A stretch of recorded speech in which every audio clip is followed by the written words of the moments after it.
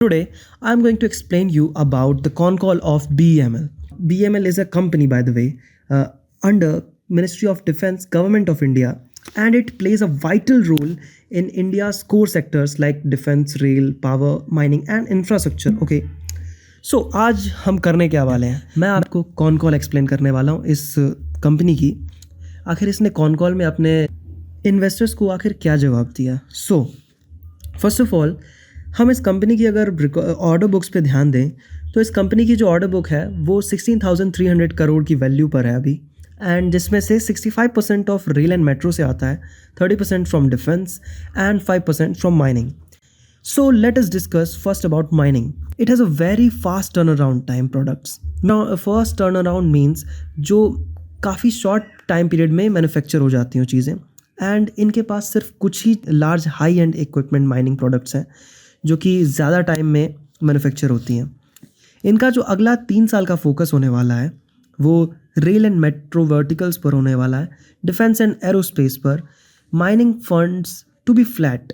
ये इनका कहना है कि जो माइनिंग के हैं, माइनिंग जो रहेगा वो फ्लैट रहने वाला है, एटलीस्ट 3 to 5% ऑफ ग्रोथ ही देखने को मिलेगी हमें.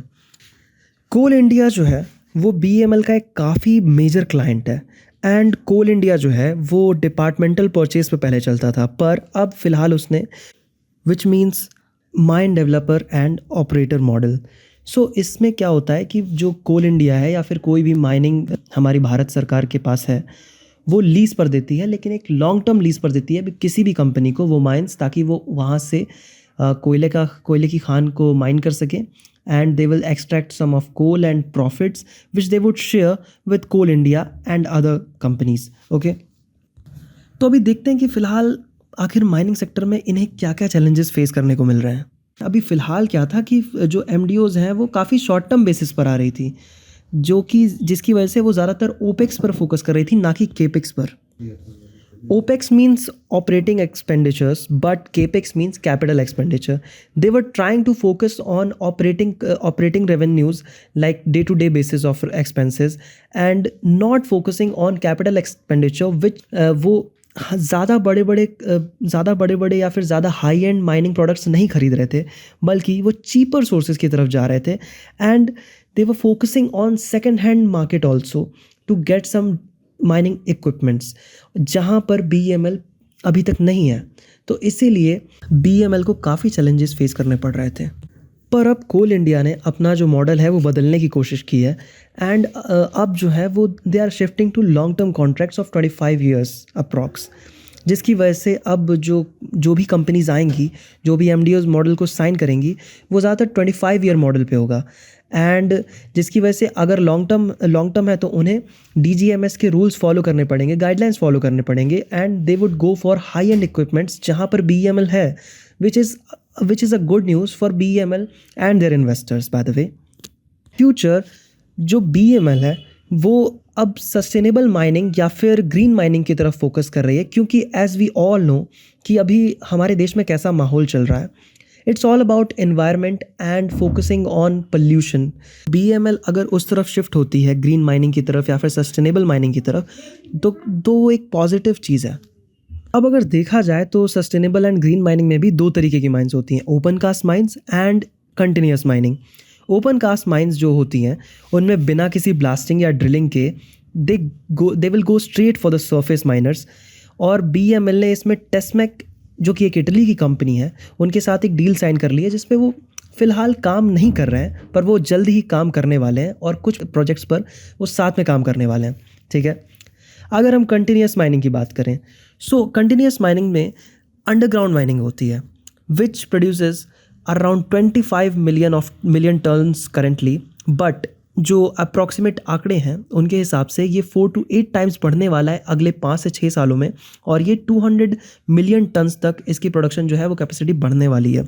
और BEML जो है वो अभी भी पर इसमें कंटिन्यूस माइनिंग में पार्टनर फाइंड कर रही है, but they didn't get any partner. Let's talk about rail and metro sector. जो रेल एंड मेट्रो सेक्टर है वो उनकी ऑर्डर बुक का लगभग 38% कंट्रीब्यूट करता था, पर अभी फ़िलहाल वो 19% पे ड्रॉप हो चुका है. अब ये जो ड्रॉप है उनके मैनेजमेंट ने कहा है कि ये एक बड़ा ही अजीबोगरीब ड्रॉप था, जो कि वो एक्सपेक्ट नहीं कर रहे थे, पर ये इसीलिए भी है क्योंकि उनके पास कोई ऑर्डर्स नहीं थे इस बार। जो भी ऑर्डर्स थे जैसे 2022 के, 23 के, 24 के, वो अब एंडिंग स्टेज पर पहुंच चुके हैं। उसके अलावा उन्होंने कुछ एग्जांपल्स दिए जैसे बेंगलोर मेट्रो के, जिसमें उन्होंने ऑलरेडी बल्क प्रोडक्शन चालू कर दिया है, ठीक है, जिसका एक ट्रेन उन्होंने ऑलरेडी दे चुके हैं, डिलीवर कर चुके हैं, और अगला ट्रेन इस महीने में डिलीवर कर देंगे। एंड जो थर्ड ट्रेन है वो भी हो जाएगा, और इस फाइनेंशियल ईयर के एंड तक में उन्होंने 8 to 10 ट्रेन्स का देने का सोच रखा है, और अगले साल वो 53 ट्रेन्स को डिलीवर करना चाह रहे हैं। एंड जो लेटेस्ट ऑर्डर्स हैं उनके पास वो 42 कार्स के भी हैं। Also have a project of Chennai and Mumbai Metro. So let's focus on first Chennai Metro. वो अभी भी इंट्रोडक्शन फेज में है अपने, एंड मोस्ट प्रोबेबली 2026 या 27 तक उसे स्टार्ट हो जाना चाहिए। And in Mumbai metro they have 63 trains which will start giving them revenue in 26 to 27। लेकिन अभी फ़िलहाल कोई भी रेवेन्यू नहीं आने वाला उन प्रोजेक्ट्स से। उनके पास 3 प्रोजेक्ट्स हैं जिनमें से एक प्रोजेक्ट जो है वो अपने पीक पर पहुंचने वाला है, पर वहीं जो दोनों 2 प्रोजेक्ट्स हैं वो फ़िलहाल स्टार्ट होंगे, और 27 to 28 में 3 प्रोजेक्ट्स जो हैं वो एक दूसरे के पैरेलल चलेंगे। खैर, इसी के साथ आगे बढ़ते हुए अगर हम कम्यूटर रेल पर बात करें, कम्यूटर रेल सेक्टर पर, तो उनके पास कुछ LHB कोचेस के ऑर्डर्स हैं जो कि एग्जीक्यूट हो जाने चाहिए अगले साल नवंबर तक, ओके, जिसमें से 20% इसी साल एग्जीक्यूट हो जाएंगे एंड बाकी का 80% अगले साल एग्जीक्यूट होने के चांसेस हैं। बहरहाल हम बात करें तो रेल एंड मेट्रो सेक्टर में हमें एक हल्का सा रेवेन्यू जंप देखने को मिल सकता है अगली साल तक। तो अगर हम डिफेंस की बात करें तो उनके पास काफ़ी सारे ऑर्डर्स हैं, such as marking equipments, self propelled mine barriers, the command post vehicles, और रही बात मैकेनिकल माइन फील्ड्स की तो वो ऑलरेडी उनके प्रोडक्शन में है। थोड़ा सा उन्होंने समझाने की कोशिश की है कि आखिर डिफेंस सेक्टर में जो ऑर्डर्स हैं वो कैसे काम करते हैं। एटलीस्ट 5 years का टाइम लगता है, क्योंकि पहले वो डिज़ाइन को फाइनल करते हैं, डेवलप करते हैं, सप्लाई इक्विपमेंट्स बनाते हैं, ओके, जो कि एनसीएन बेसिस पर होने वाले हैं, ठीक है, और उनके जो भी इक्विपमेंट्स बनेंगे वो पहले 2 साल की एक एक्सटेंसिव फील्ड टेस्टिंग पर जाएंगे, एंड उसके बाद ही कहीं जाकर प्रोडक्शन स्टार्ट हो सकता है। उन्होंने कहा है कि इस साल वो सिर्फ और सिर्फ डिफेंस सेक्टर में 70 to 80% का ही रेवेन्यू जंप देख रहे हैं, पर पिछली साल उन्होंने ऑलमोस्ट डबल का जंप किया था। सो उन्होंने ये कहते हुए ये बताया है हमें कि rail, metro and defence sector, ये जो 2 सेक्टर्स हैं वो उनके काफ़ी बड़े मेन पिलर हैं, ओके, कंपनी के। एंटरिंग इनटू न्यू सेक्टर्स जैसे कि मार्टाइम क्रेन्स। अभी यहाँ पर 2 तरीके की क्रेन्स होती हैं, ठीक है, पहला गोलायत क्रेन्स एंड दूसरा पोर्ट ऑपरेशन क्रेन। वो इन दोनों पर फोकस तो करने ही वाले हैं, पर साथ ही साथ कुछ पोर्ट हैंडलिंग इक्विपमेंट्स पर भी फोकस करने वाले हैं। अगर हम उनके बताए हुए आंकड़ों की बात करें, जो 50 शिप टू शोर क्रेन्स होते हैं वो 1 साल में ज़रूरत पड़ती है, और अगर उन्होंने इस डिमांड को कोपअप किया 4 to 5,000 करोड़ की रेवेन्यू जनरेट हो सकती है। उन्होंने ये भी कहा है कि वो जैसे जैसे उनका प्रोडक्शन अगर इस फील्ड में बढ़ता गया तो वो ज़्यादातर कोशिश करेंगे कि वो पोर्ट्स के पास शिफ्ट हो जाए, क्योंकि ये जितने भी क्रेन्स वगैरह होते हैं उनको ट्रांसपोर्ट करने के लिए रोड से ट्रांसपोर्ट करना काफ़ी मुश्किल होता है, रोड्स या रेलवेज से, तो इन्हें ट्रांसपोर्ट सिर्फ और सिर्फ वाटरवेज से ही किया जा सकता है।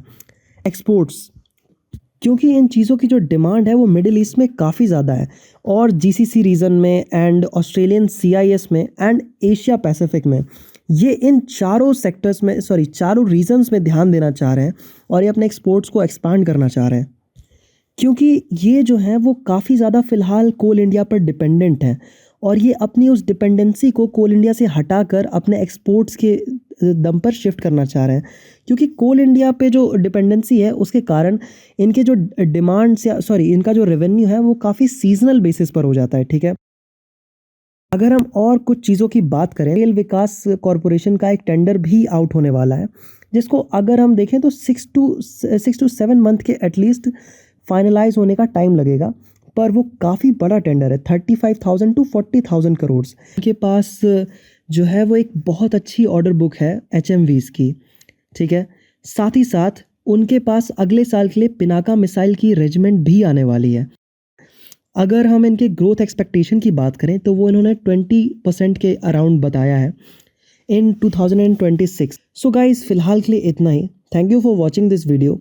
मैं आपके लिए ऐसे ही कॉन कॉल्स के एनालिसिस लाने की कोशिश करता रहूँगा ईजी वर्ड्स में, ताकि आप सभी समझ सके कि आखिर एक कंपनी के अंदर मैनेजमेंट आखिर क्या फ्यूचर ग्रोथ रख रही है। क्योंकि रही बात अगर हम फाइनेंशियल्स की बात करें तो फाइनेंशियल्स हमें एक हिस्ट्री बताती है, पर अगर हम कॉन कॉल्स को सुनते हैं तो हमें एक कंपनी के फ्यूचर ग्रोथ के एस्पेक्ट्स के बारे में पता चलता है और उनकी क्या एक्सपेक्टेशंस हैं, ठीक है, जो कि काफ़ी ज़रूरी है अगर आप किसी भी कंपनी को एनालाइज कर रहे हैं तो बने रहिए मेरे साथ। Thank you for watching this video. Good bye, see you, sayonara.